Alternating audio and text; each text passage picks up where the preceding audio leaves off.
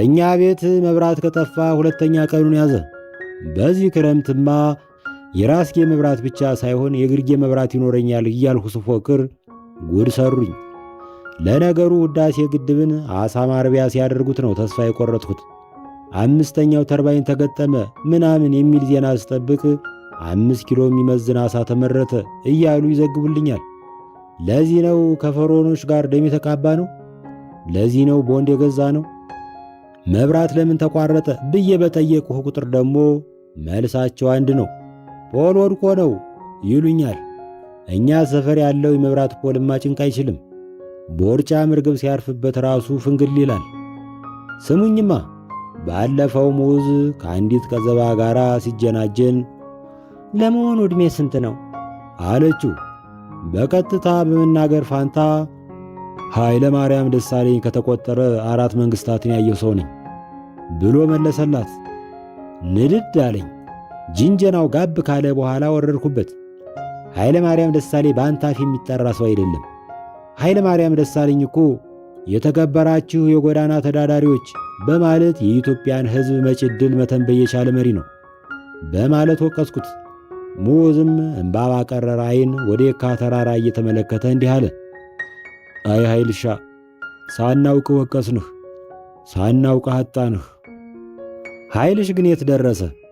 በቅርቡ የሆነ ቸርች ላይ እንደ ሐመር ጎረምሳ እግሩን ገጥሞ እየዘለለ ሲሰብክ አይቼው ነበር።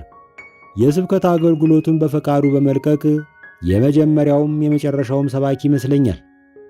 በመጨረሻ በጎረቤት ጄኔሬተር እየተደናቆርሁ ይችን ጽፌ ለማዝናናት ተፍተፍ ስል ግንባር ላይ ብር ለመለጠፍ ስላልተመቸን ነው። እስቲ አካውንትህን ኮመንት መስጫው ሳጥን ላይ ደቅ አድርገውና እንሸልምህ ትሉኛላችሁ ብዬ ስጠብቅ ጽሑፍህ የፊደል ግድፈት አለበት፣ ድርብ ሰረዙ ትንሽ ወፈረ ምናምን እያላችሁ አቃቂር የምታወጡ ሰዎች አደብ ሽጡ። አግለብ ልቤ ነው የምወልካችሁ።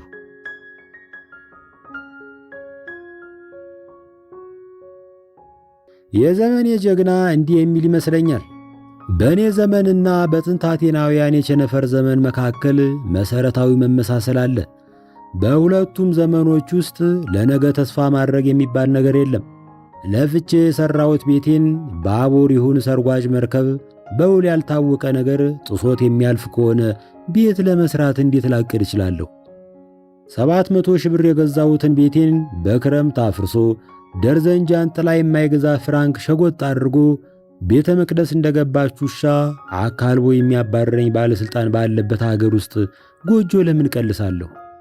ጌቶች ለችግር ቀኔ ያጠራቀምኩትን ብር በጥጋብ ዘመናቸው የሚወርሱብኝ ከሆነ የባንክ ደብተር የማወጣው ለምንድን ነው?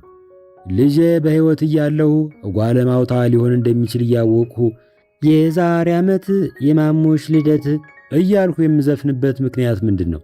ኢትዮጵያ ለዘላለም ትኑር ከሚለው መፈክር በስተቀር ኢትዮጵያን ለዘላለም የሚያኖራት መሠረት መፍረሱን እያወቅሁ ለሚቀጥለው ዓመት እንዴት ላቅድ እችላለሁ? ተው እባክህ። እኔም እንደ ጥንቱ አቴናውያን የሞት ፍርድ እንደተፈረደበት ሰው እኖራለሁ። የመሰቀያው ገመድ አንገቴ ውስጥ እስቲገባ ድረስ የጥንቱን ባላገር ግጥም በቃሌ እወጣለሁ። የራበህም ብላ የጠማህም ጠጣ፣ ከዚህ የተሻለ ምንም ቀን አይመጣ፣ ላገኝ ነው በማለት ሞትኩኝ በሰቀቀን፣ ሄዶ ሄዶ አለቀ የምጠብቀው ቀን።